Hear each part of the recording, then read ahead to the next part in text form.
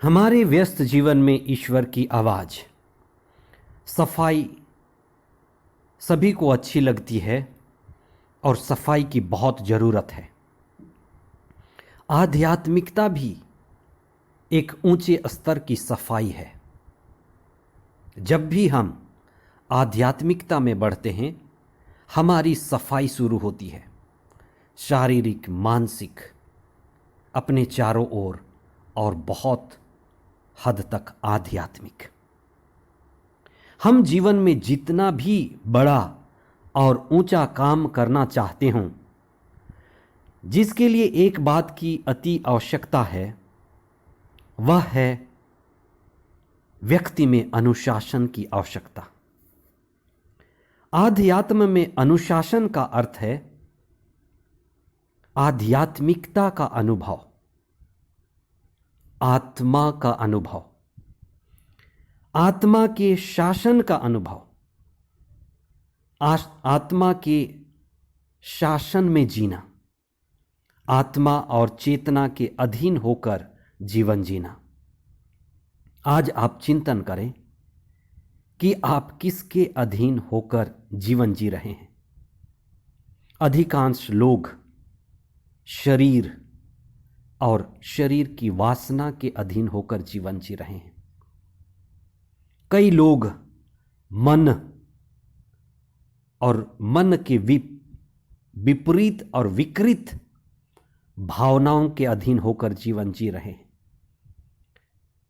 कई लोग दुनिया की परिस्थितियों, जो चीजें हो रही हैं, उनसे प्रभावित होकर जीवन जी रहे हैं।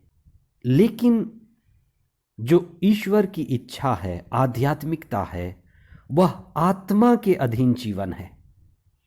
जो भी व्यक्ति आत्मा के अधीन जीवन जीने का सतत प्रयत्न करता है, आत्मा और चेतना के प्रति समर्पित है, वही व्यक्ति वास्तव में आध्यात्मिक है।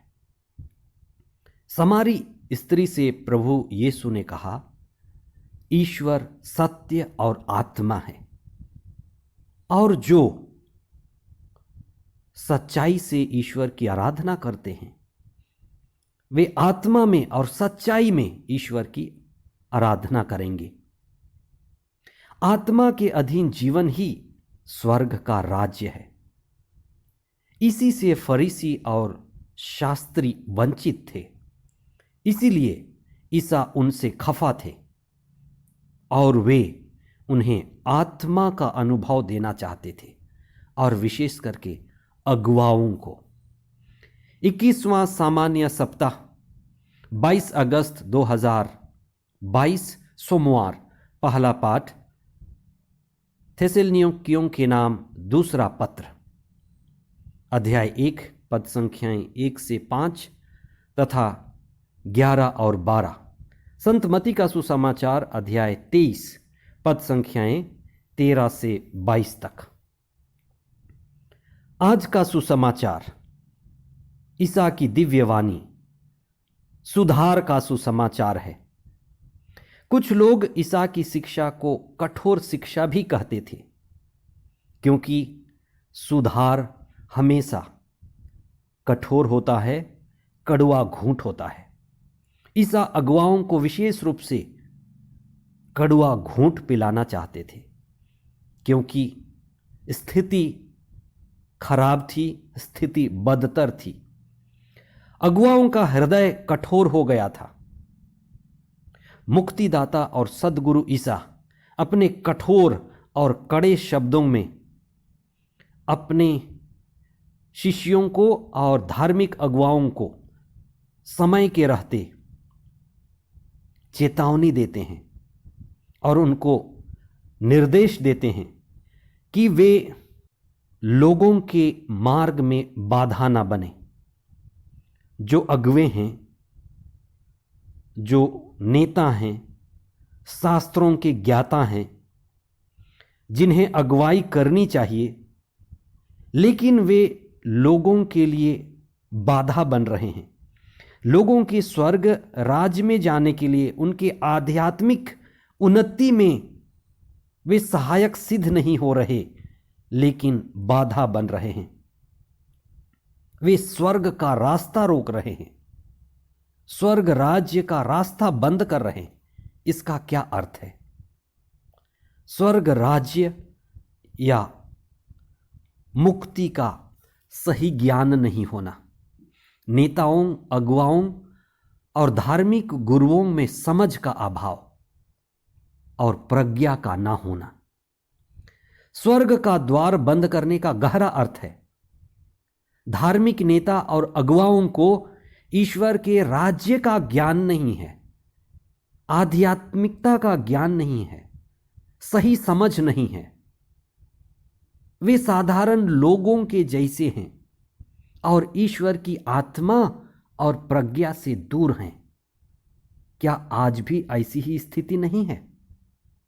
संत मती के सुसमाचार में अध्याय 16 पद संख्या 19 में प्रभु का दिव्य वचन कहता है कि मैं तुम्हें स्वर्ग की कुंजियां प्रदान करूंगा। इस स्वर्ग की कुंजी क्या है? ईश्वर ये वाणी का सच्चा ज्ञान, आत्मा की गहराई और चेतना और उसकी समझ तथा इस ज्ञान तथा समझ को अपने जीवन में पालन कर पाना ही प्रज्ञा है। अतः जिनके पास ये तीनों हैं उन्हीं के पास स्वर्ग की चाबी है। अतः ये तीनों ही हमें ईश्वर के राज्य में प्रवेश दिलाते हैं। सच्चा ज्ञान, सच्ची समझ और प्रज्ञा, ये तीनों ही हमें ईश्वर के राज्य में प्रवेश दिलाते हैं। ईसा फरीसियों को न समझ, अज्ञानता और मूढ़ता में देखते हैं और यही उनके स्वर्ग राज्य में प्रवेश पाने में बाधा है और यही दूसरों के लिए भी बाधा खड़ा करते हैं। वे बोध रहित हैं।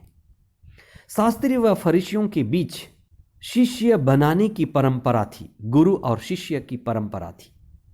वे शिष्य बढ़ाना चाहते थे, शिष्यों की संख्या बढ़ाना चाहते थे, इसलिए वे लंबी लंबी यात्राएं करते थे और शिष्यों को ढूंढते थे।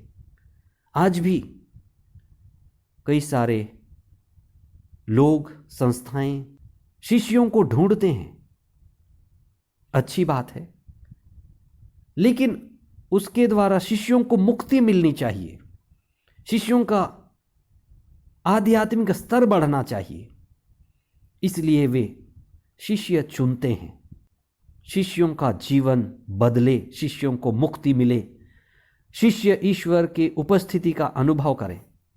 लेकिन जब अगुवे ही ईश्वर की उपस्थिति खो चुके हैं, अगुवे ही आत्मा से वंचित हैं, पवित्र आत्मा से वंचित हैं, तो फिर वे कर्म कांडों से लदे हुए हैं और वे शिष्यों को भी कर्म कांडों के भारी बोझ से लाद देते हैं। आज हम ये अनुभव कर सकते हैं, आज भी ये बात है, आज भी कर्म कांडों का बोझ है। मसीहियों के बीच, चर्च में भी, कलीसिया में भी कर्म कांडों का भारी बोझ है। आज भी हमें इस पर चिंतन करने की विशेष जरूरत है। हम 21वीं सदी में रहते हुए भी कई अवैज्ञानिक अंधविश्वास और कई तरह के कर्म कांडों के बोझ में दबे हुए हैं और कई तरह के धार्मिक कचरों से दबे हुए हैं। ये करते हैं, वो करते हैं, यहाँ जाते हैं, वहाँ जाते हैं, इसकी सुनते हैं, उसकी सुनते हैं, पर ईश्वर की नहीं सुनते, धर्मशास्त्र की नहीं सुनते, सच्चे विश्वास से भटकते हैं। धर्म शास्त्र को पढ़ने, मनन करने, चिंतन करने, उसके गहराई में उतरने के लिए बहुत कम लोग हैं। यही कर्मकांड का बोझ है। समय समय पर हमें सफाई की जरूरत है और ईसा ने सही किया, कर्मकांडों की सफाई की। आज भी इसकी विशेष जरूरत है। आप इस पर चिंतन करें। ईसा ने फरीसी और शास्त्रियों के बीच ईसा की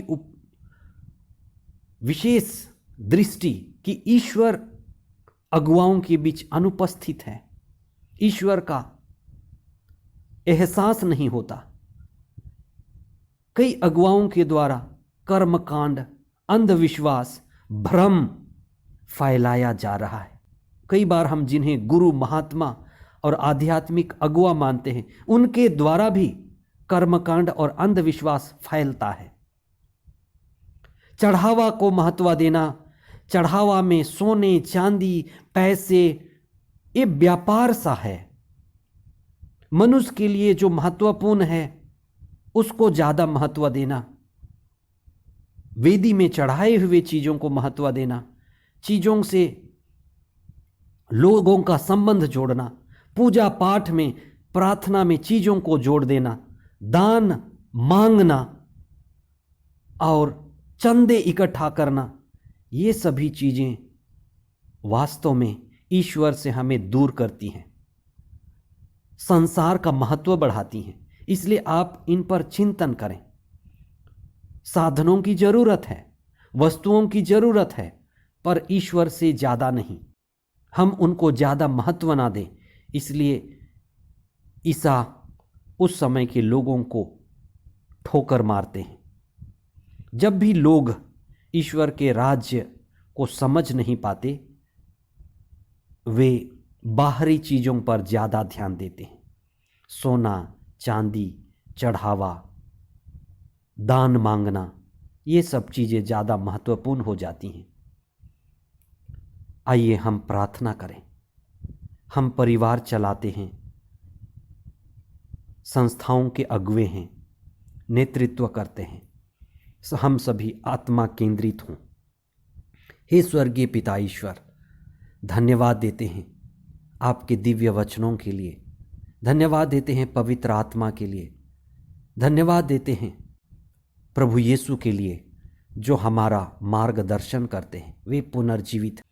हम हमारे सभी अगुवाओं के लिए भी प्रार्थना करते हैं, परिवार के अगुवाओं के लिए, संस्थाओं के अगुवाओं के लिए, धार्मिक, राजनीतिक, सामाजिक अगुवाओं के लिए, कि हम सभी पवित्र आत्मा के द्वारा संचालित हों, कर्मकांड के बोझ से बाहर निकलें, हम सच्चे विश्वास में बढ़ें, धर्मशास्त्र को पढ़ें, मनन चिंतन करें और उनके द्वारा प्रकाशित हों और मुक्ति की दिशा में बढ़ें। आमीन।